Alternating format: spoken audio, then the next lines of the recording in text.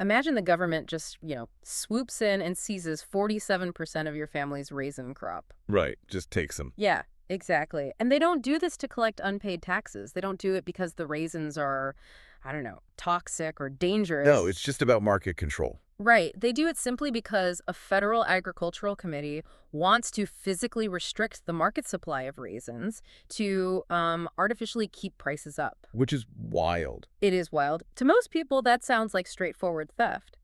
Yet, when this actually happened to a real farming family, it took years of grueling litigation for the Supreme Court to finally firmly declare it an unconstitutional taking under the Fifth Amendment. And, that bizarre raisin saga is actually the perfect entry point for our mission today. Oh, absolutely. Because the Fifth Amendment's takings clause, which, by the way, gets applied to the states through the 14th Amendment, contains some of the most, fascinating and infuriating jurisprudence in American law. For sure. So our sources today are a stack of legal prep materials focused entirely on constitutional law. Heavy reading. Oh, definitely heavy. But the goal of this deep dive is to basically decode exactly when the government can legally seize or control your property and, crucially, when they are constitutionally required to cut you a check. Yeah, we are essentially cracking the code on the limits of sovereign power over private ownership. Right. So as we dig into these sources, I want you, the listener, to really picture your own property. Keep it in your mind. Yeah. It could be the land your house sits on. It could be your apartment lease, or it could just be the physical belongings sitting in your garage. Because every single day, there's this invisible legal architecture governing exactly what the state can and cannot do to those things. And according to our materials, understanding that architecture is basically, well, it's a giant classification game. That is exactly the right way to frame it. I mean, when you ask the fundamental constitutional question, has a taking occurred, you first have to identify the mechanism the government is using. The bucket it falls into. Right. Every action the state might take against your property falls into one of three distinct categories. You have physical takings, regulatory takings, and exactions. So it's like a flow chart. Basically, yeah. Once you categorize the government's action into the correct bucket, the legal test you have to apply becomes, entirely predictable. Okay, so let's start with the most intuitive category, the blunt instrument, which is physical takings. The most obvious one. Right. This is when the state physically steps onto your property, occupies it, or just, flat out seizes it. And the rules here are incredibly strict. In constitutional law, permanent physical occupations are considered per se takings. Meaning automatic. Exactly. Per se simply means automatic. If the government's action qualifies as a permanent physical occupation, they owe you compensation, period. So no weighing the pros and cons. No, none of that. There's no complex balancing test. There is no weighing the public good against your private burden. And the reason the court is so unyielding here goes to the very philosophical core of what property actually is. Which is what exactly? Well, property isn't just dirt or brick. It's a bundle of rights. And the absolute thickest, most fundamental stick in that bundle is your right to exclude others. Right. The power to say, this is mine, you cannot come in. Exactly. And the sources point out something that feels totally counterintuitive, right? The actual size of the physical invasion doesn't matter. Oh, no. The classic example in the text is a law that required apartment building owners to let cable companies install a permanent cable box on their roofs. Oh, yeah, Loretto. Right. We are talking about a tiny piece of metal, maybe a square foot of space, but because it was a permanent physical occupation authorized by the government, the court ruled it an automatic taking. Because that right to exclude was completely obliterated for that specific square foot of roof space. Even for a tiny box. Even for a box. The Constitution does not care if the government takes 100,000 acres for a national park or, a tiny fraction of an inch for a wire. If they permanently force you to give up your space, they have to pay. Exactly. Yeah. And going back to your opening example, this absolute protection isn't limited to just real estate. Right, the raisins. Yeah, the raisins. If the government appropriates personal property vehicles, equipment, livestock, or a literal warehouse full of raisins, they trigger that exact same constitutional protection. Okay, so permanent occupations and direct seizures are automatic takings. But what happens if the invasion isn't permanent? Like a temporary thing. Yeah. What if the government passes a law saying certain third parties are allowed to access your private land at specific times? Our sources mention a recent shift in the doctrine regarding union organizers. Cedar Point. That brings up a fascinating mechanism. How so? Well, if a state law forces an agricultural property owner to let union organizers onto their private land for a set number of hours a day, a set number of days a year, the court views that as taking a specific property right. Even if they don't stay there forever. Right. The government is essentially carving out a recurring easement, a right of access, and handing it to a third party. Oh, I see. By legally mandating that recurring access, they have functionally appropriated the owner's right to exclude. Okay, let's unpack this a bit, because surely we have to draw a line somewhere with government access. But where are you going with this? Well, if granting union organizers temporary access is a taking, what about a fire marshal conducting a safety inspection? Or the health department checking a restaurant kitchen? Good point.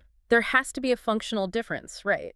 Otherwise, every routine safety inspection would require the city to write a check, and municipal governments would just, go bankrupt overnight. And you've hit on the exact dividing line the courts use there. Okay, what is it? The distinction lies in the nature of the state's action. The state possesses a fundamental police power, the inherent authority to protect public health, safety, and welfare. So safety checks fall under that. Exactly. An ordinary, limited inspection by a fire marshal is a standard exercise of that police power. The inspector isn't being granted a property interest, right? They're just doing their job. Yeah, they aren't acquiring an easement to use your land for their own purposes. They are conducting a brief compliance check tied to a broader regulatory regime. It's just the cost of doing business. Exactly. It's the cost of participating in a civilized, regulated society. Handing union organizers a recurring legal right to occupy your land for organizational purposes, however, that crosses the line. It goes from a police power inspection into the appropriation of a property right. You nailed it. That makes perfect sense. An inspection verifies compliance, but an authorized invasion grants a usage right. Exactly the difference. So the physical boundary is pretty ironclad. But what good is a physical boundary if the state passes a law making the dirt inside it completely worthless? Now we're getting to the tricky stuff. Right. Does the government still have to pay if they destroy the economic value of your land without ever stepping foot on the grass? That brings us to bucket number 2, regulatory takings. And this is where the jurisprudence gets incredibly murky. I can imagine. The baseline reality that property owners just have to accept is that the vast majority of regulations are not takings. So most of the time, you're out of luck. Pretty much. Zoning rules restricting the height of your building, environmental regulations limiting runoff, rent controls, historic preservation mandates, these can severely impact your bottom line. But they aren't takings. No. The takings clause is not an insurance policy guaranteeing you the maximum possible profit from your investment. The state is allowed to adjust the benefits and burdens of economic life. But the courts do recognize a breaking point, right? When a regulation goes too far, it acts like a physical taking. Yes, there is a limit. And the sources give us 2 different analytical frameworks to determine when that line is crossed. The first is the Lucas test. The total wipeout. Exactly. I look at this as the total wipeout rule. If a regulation deprives your property of 100% of all economically beneficial use, that is a per se taking. A total wipeout. Right. The classic scenario is someone buying a pristine beachfront lot to build a home, and the next day the state bans all coastal development whatsoever. The value goes to absolute zero. Precisely. If the state regulates your land into a useless, empty void, they have effectively taken it. But wait, there's an exception, right? There is. There is a crucial, deeply historical exception to the Lucas total wipeout rule. It's called the background principles of nuisance or property law. So this is about what you legally possessed in the first place. Exactly. Walk me through it. Well, say I buy a piece of land with the intention of running a toxic waste dump, and a new environmental law completely bans toxic dumps, dropping the value of my project to zero. A total loss on your end. Right, but I can't claim a total wipeout taking, because under basic common law nuisance principles, I never actually had the legal right to poison my neighbor's water table to begin with. You never had that stick in your bundle of rights. Right. The new regulation didn't take anything away, it just codified an existing legal limitation. That is the exact mechanism at play. The government doesn't have to pay you for prohibiting a use that was already illegal under the background principles of state property law. So you only get compensated if it was lawful to begin with. Exactly. You only suffer a compensable total wipeout if you were deprived of a previously lawful economic use. Okay, so that handles the 100% zero value scenario. But what if a new zoning law destroys like 95% of the value? The gray area. That's not a total wipeout, but it's completely devastating to the owner. For everything short of a total 100% loss, we fall into the second framework, the Penn Central balancing test. And this test is notoriously ad hoc. It seems highly subjective just looking at the mechanics of it. It really is. Yeah. When a court applies the Penn Central test, they're weighing three specific fact-intensive factors. Okay, what's the first one? First, the raw economic impact of the regulation, like how much tangible value was actually lost. Makes sense. And the second? Second is the character of the government action. Is the state acting to prevent a broad public harm, like a citywide flooding ordinance? Or are they forcing one specific property owner to bear a massive public burden all alone? Which would look a lot more like an uncompensated taking. Exactly. And the third factor in Penn Central is the interference with reasonable investment-backed expectations.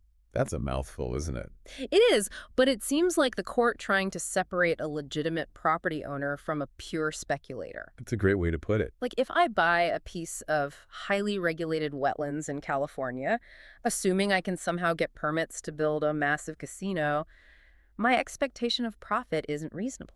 Not at all reasonable. The court isn't going to force the state to pay me for my own speculative greed when they inevitably deny the permit. That's the underlying logic. Yeah. You cannot buy a highly restricted property at a steep discount, invent some fantasy use for it, and then demand compensation when the fantasy doesn't materialize. Your expectations have to be realistic. Right. They have to be rooted in the objective reality of the regulatory environment at the time you purchased it. But I want to challenge the mechanics of that first factor, the economic impact. Okay, let's hear. Let's say a new regulation renders 90% of my 50-acre farm completely unusable. Only 5 acres are left with any value. Ouch. Right. To me, that 90% loss feels like a total wipeout. Why can't I just draw an imaginary line around the useless 45 acres, call that specific slice a 100% loss, and demand automatic compensation under the Lucas rule? Well, you've just described a brilliant litigation strategy that the Supreme Court explicitly outlawed. Oh, really? What's it called? They call it the parcel as a whole rule. You cannot conceptually slice your property up into isolated geometric pieces just to manufacture a total taking. So I can't just isolate the bad part. Exactly. It's a denominator problem. Think of it like trying to claim a total loss on your car for insurance purposes just because the radio broke. Oh, I like that analogy. Right. You can't draw a line around the broken radio and claim a 100% loss of the radio. The courts look at the car as a whole vehicle. So they look at the whole 50 acres. Exactly. They look at the total parcel of land as the denominator. Yeah. If a portion of the total parcel retains value, you haven't suffered a 100% wipeout. So no automatic Lucas rule for me. Nope. You have to take your chances with the Penn Central balancing test. Man, that is a brutal reality for developers. It really insulates the government's ability to broadly regulate land use. It absolutely does. But let's shift gears from broad regulations to the bargaining table. Because sometimes you actually want to develop your land, you need a permit, and the government says, sure, we'll give you the permit if you do us a massive favor in return. Which brings us to bucket number 3, exactions. Exactions. Yeah, and exactions operate entirely on the concept of the quid pro quo. Tit for tat. Right. You want to build a subdivision, and the city knows your subdivision is going to put a strain on public resources. So, as a condition of approving your permit, the government demands that you dedicate some of your land, grant a public easement, or build some infrastructure. To mitigate the harm your project is causing. Exactly. Which, sounds reasonable on its face. But the obvious danger is that the permitting process turns into a municipal shakedown. A literal shakedown, yes. And our sources detail the Nolan and Dolan framework, which establishes 2 strict mechanisms to prevent local governments from acting like a cartel. They're very important cases. Right. So if the government demands an exaction, it must meet 2 criteria. Number 1, there must be an essential nexus. Meaning a logical connection. Right. The demand has to directly address the specific problem your development is creating. Like if I build a beachfront home that physically blocks the public's view and access to the ocean, the city can demand I grant a pathway easement to restore that access. Because the problem and the solution are directly linked. Exactly. Correct. The condition must logically connect to the impact of the proposed development.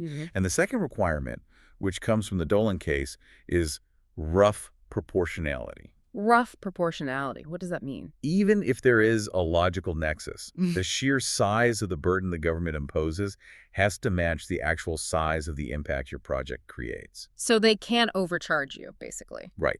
The local government has to make an individualized determination showing that their demand is proportionate to the harm. Okay, let's test this with an analogy. Say I want to build a modest single-room addition onto the back of my house. Okay, pretty standard. And the city says, we'll grant the permit, but only if you dedicate a strip of your front yard to widen the public highway. Or we'll grant the permit, but you have to donate a vacant lot you own across town for a new public library. Those demands fail the test spectacularly. They fail entirely, and they demonstrate exactly why the Nolan and Dolan framework is so vital. Because they're basically just extortion. Exactly. In your highway example, widening a major road is completely disproportionate to the tiny impact of adding one bedroom to a private home. So it fails rough proportionality. It does. And in your library example, a home addition has absolutely nothing to do with the city's need for a public library. It lacks an essential nexus. Right.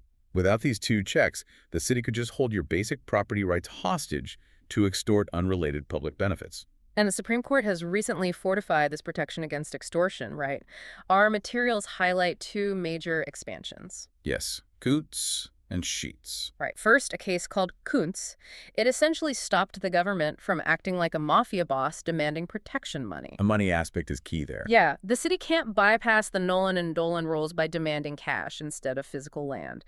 Monetary exactions face the exact same scrutiny. They can't just ask for a bribe instead. Exactly. And crucially, Kuntz applies even if you refuse the extortionate demand and the government formally denies your permit. This is a huge point. Right, they can't just throw up their hands and say, well, we denied the permit, so we didn't actually take anything. The unconstitutional condition itself is the violation. Closing that loophole was a massive shift in the law. Before Kuntz, cities were routinely shifting to monetary impact fees just to avoid the strict scrutiny applied to land dedications. Sneaky. And the second major expansion comes from a very recent case called Sheets. Very recent, yes. For years, local governments argued that if an exaction was demanded by a broad, general piece of legislation, like a city council passing an ordinance that applies to everyone, it was somehow immune from the Nolan and Dolan tests. Like it was just standard legislation. Right. They claimed the rules only applied to one-off demands from rogue permit officers. Sheets clarified that legislative exactions are not exempt. No free pass for the city council. Exactly. The Constitution protects you from disproportionate extortion, whether the demand is handwritten by an individual bureaucrat or formally printed in a municipal code. It really levels the playing field for the property owner. It really does. So we've completely mapped out the how. We've classified physical invasions, regulatory wipeouts, and permit extortion. 3 buckets. Yep. But looking at the constitutional architecture as a whole leaves two glaring, almost existential questions. Which are? Why is the state allowed to wield this immense power in the first place? And when they do use it legally, what exactly does the property owner get in return? Both great questions. The answer to the why is written directly into the text of the Takings Clause. Right. For public use. Public use. Right. The inherent power of eminent domain can only be exercised if the taking serves the public. However, the mechanism of how we define public use has evolved dramatically. Evolved how? Well, historically, it meant a facility the public actually used. A post office, a military base, a public highway. Things everyone can access. Exactly. But over the last century, the courts have expanded the definition to mean any legitimate public purpose. Broadening it significantly, which brings us to the infamous Kelo decision. Yeah, the shift from public use to public purpose completely radically altered the landscape. It means the government isn't just taking land to build schools anymore. No, they are not. They can literally take your private home and hand it over to a private pharmaceutical company to build a corporate campus, provided it's part of a broader economic redevelopment plan. That is the harsh reality of modern eminent domain. It's hard to swallow. It is. But the courts determined they are not equipped to micromanage local city planners trying to revitalize depressed economic areas. So they just defer to the city. Yeah, if the city believes transferring private land to a private developer will increase tax revenue and create jobs, that qualifies as a valid public purpose. So what's the limit then? The only constitutional limitation left is that a city cannot execute a naked, corrupt transfer from person A to person B solely for the private benefit of person B, with absolutely no broader public rationale. So as long as they write economic growth on the paperwork, it's mostly fine? Pretty much, yeah. Okay, so the state's power to seize property is incredibly vast, which brings us to the ultimate question. What do I get? The compensation part. Right, the Constitution guarantees just compensation. But the mechanics of calculating what is just seem anything but fair to the person actually losing their home. Well, it depends on how you define fair. The standard is strict, objective, fair market value at the time of the taking. Fair market value. Right. It is calculated by asking what a willing buyer would pay a willing seller on the open market. And what is vital to understand is what the court explicitly excludes from that math. Which is a lot, apparently. Because the legal system requires an objective standard, they cannot quantify feelings. Yeah. Therefore, the law does not care about your sentimental value. It doesn't care that your family has owned the farm for 4 generations. Not at all.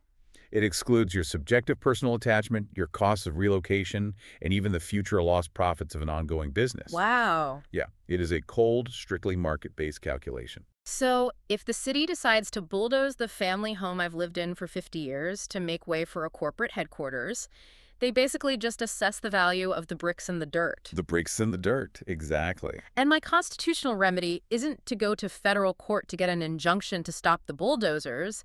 The constitutional violation isn't the seizure of the property itself. No, it's not. The violation is simply that the government failed to write the check. It is a sobering legal truth.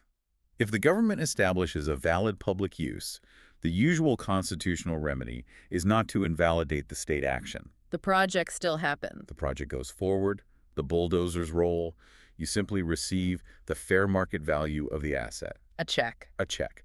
A valid public purpose plus no compensation simply equals the court ordering the payment of compensation. Man, when you put it all together, it really shatters that illusion of the impenetrable stone fortress, doesn't it? It definitely changes how you view your own backyard. For sure. But let's recap the analytical toolkit we've built today for our listeners. Sounds good. When examining how the government interacts with private property, your first move is always to classify the mechanism. Find the right bucket. Right. Is it a physical taking, triggering the strict per se rules of Loretto and Cedar Point? Automatic compensation? Yep. Or is it a regulatory taking, requiring either the Lucas 100% wipeout test or the murky ad hoc balancing of Penn Central? The gray area. Exactly. Yeah. Or is the government at the bargaining table demanding an exaction, which requires the essential nexus and rough proportionality of Nolan and Dolan? Master that classification system, and you understand the functional limits of sovereign power over physical space. It really is a structured system. It's a highly structured, elegant framework that balances the needs of a functioning society against the rights of the individual owner. But it leaves us with one final, fascinating dimension to ponder. Oh, what's that? Well, we have spent this entire deep dive talking about dirt, buildings, cable boxes, and raisins. Physical things. Tangible property. Right. But as we move fully into the digital age, this legal architecture faces a massive, unresolved frontier. Ah, digital property. Exactly. What happens when the government attempts to regulate or seize your data, your proprietary algorithms, or your intellectual property for public use? That is a huge question. If the state effectively appropriates your digital footprint to train public AI systems or manage national security, how do the courts even begin to calculate the fair market value of your digital life? It is truly the next great frontier of constitutional law. I Mm. mean, how do you apply 18th century property concepts and 20th century zoning rules to 21st century data? You really can't, at least not easily. So the next time you log into a service or update your digital terms of agreement, ask yourself, if the physical walls of your home are legally conditional, how secure are the invisible walls of your digital fortress? Something to think about for sure. Because as we've learned today, everything can be taken for the public good, as long as someone eventually figures out how to write the check.